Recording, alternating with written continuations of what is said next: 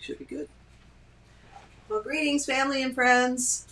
It's Debra and Rafe coming to you live from our home, sharing the 5th day of Kwanzaa with you. It's been such a delight to look forward to the morning time to share. Greetings, family and friends. It's Debra and Rafe coming to you. Okay, so we're going to start off with sharing the principle for today. Today is day number 5. Having technical fun this morning. All right, so Habar Gani. Nia. And Nia is Swahili for purpose. To make our collective vocation the building and developing of our community in order to restore our people to their traditional greatness. So now we're going to light the candle for Nia. You know, as I was contemplating Nia and purpose today, I was thinking about this principle, and I was thinking about the piece about restoring our people to our original greatness. And I was thinking that not everyone that is of African descent celebrates Kwanzaa. And I was considering that people of African descent are contemplating somehow this greatness that they know is within them. It's like this knowing for myself that all of my life, since I can remember, just knowing that there's something great about my heritage. There's so much more to know about who I am and where my people came from and who my ancestors are and just all of that as a whole. And so I'm just thinking about stepping into the robes of our greatness. That's what came up for me this morning. And so purpose is about understanding, what is my purpose here? Yeah. What do you think it is?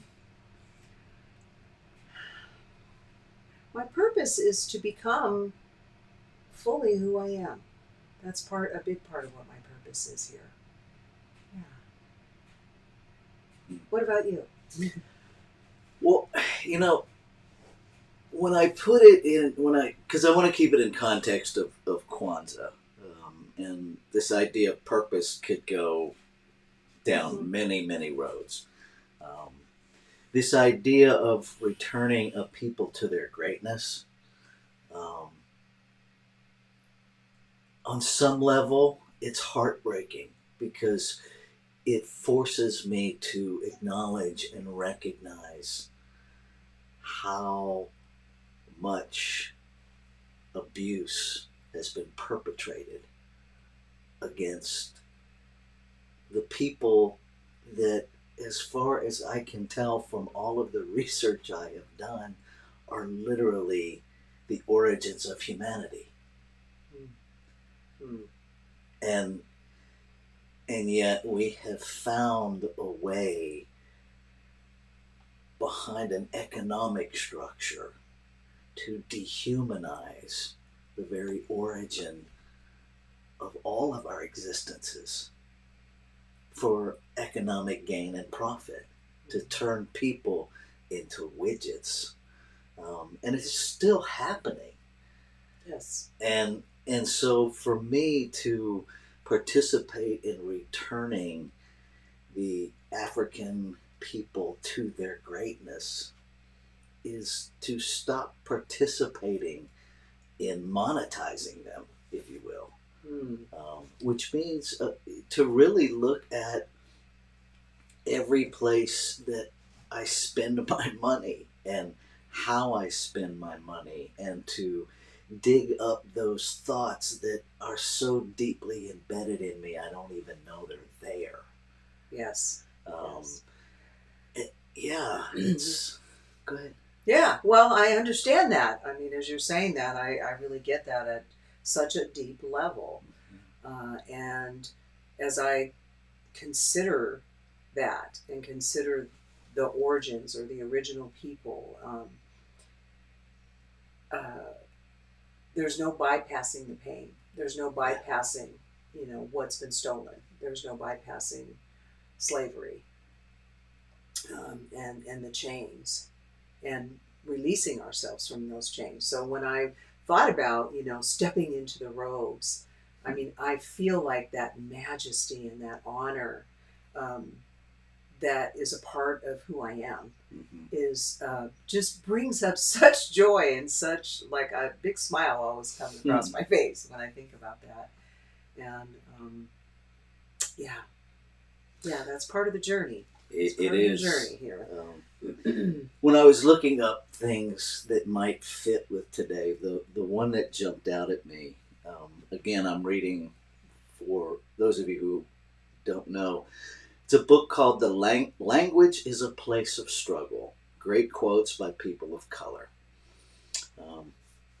And on page 298, quote 115, I dare myself to dream of us moving from survival to potential, from merely getting by to a positive getting over. And that's written by Joseph Beam, a black writer. And the idea of getting over something, in terms of black culture, at least in America, is mind-numbing to me, that anyone would expect you guys to get over it, because I don't know how you possibly can. And I love that he even writes that, the idea of it. And I think sometimes we use that, it's time to just get over it and move on, as a way to not do our work as white people. It's so interesting that you say that, because one of the things this year that is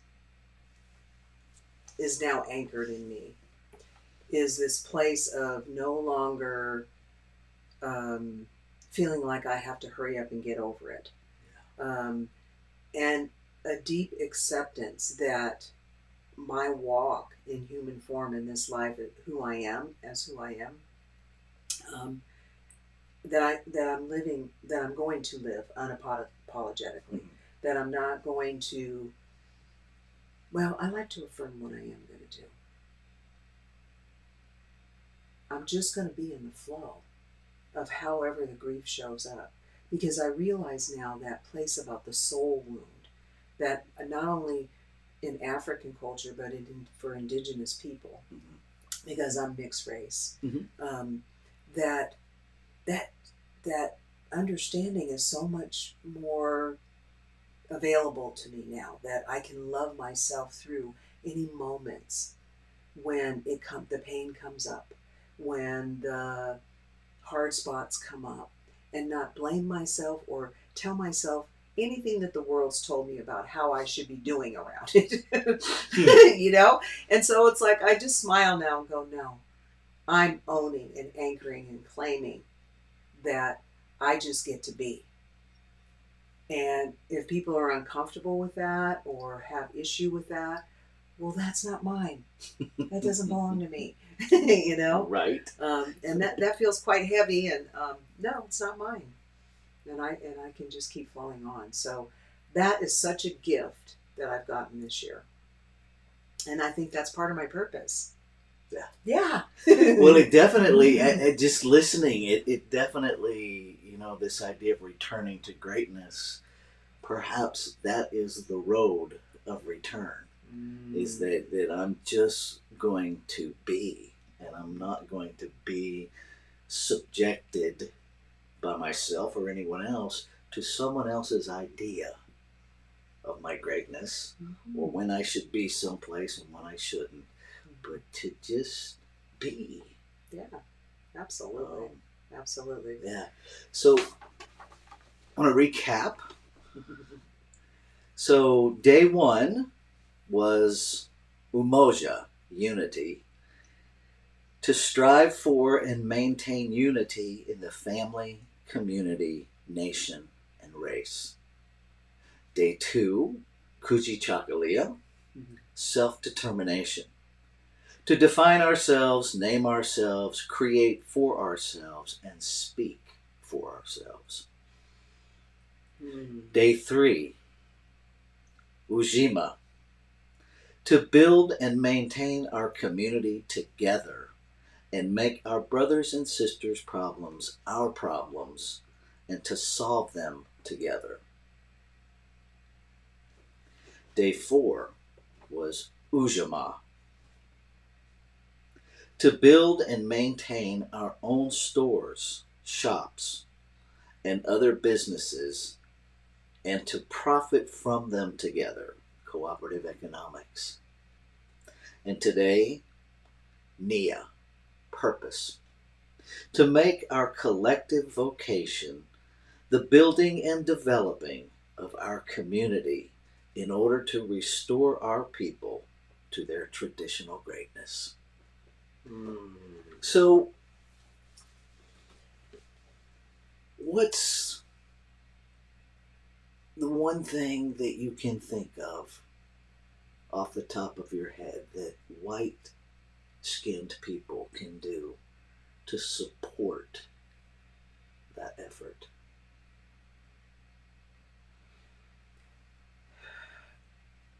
What comes up for me right away is to listen.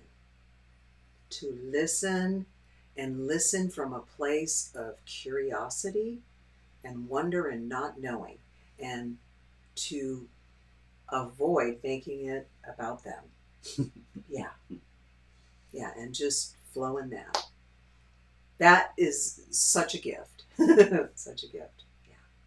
Awesome. Yeah. So I want to invite you to contemplate the principle Nia today as you're moving through your day, and consider what that means to you.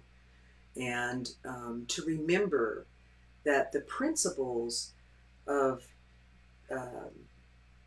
Kwanzaa are something that we share together. And to maybe look through the lens of another, to look through the lens of a person of African descent, and consider what this might mean to them and to yourself, since we are one, flowing together. So, thank you. Thank you so much for being with us in our home. We love you, and we will see you tomorrow. Blessed be.